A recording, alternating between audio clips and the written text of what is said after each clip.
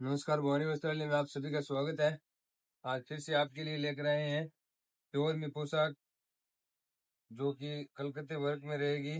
मोर गर्दन कलर रहेगा, जरी का काम रहेगा, बेस्ट क्वालिटी में फुल प्योर का कपड़ा रहेगा।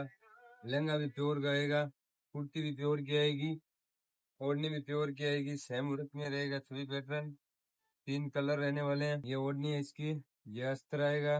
व्हाट्सएप नंबर पे DM करें जिसको विजिट करना है। न्यू मार्केट, कच्चा बस स्टैंड, भवानी वस्त्रालय, राजपूती परिधान, सरदार शहर। ये मोर गर्दन कलर है, ये वाइन कलर है, ये भी शानदार कलर है, सेम कलकत्ती वर्क में आएगा। ये तीसरा प्याजी कलर है, फर्स्ट ऑर्डर करे।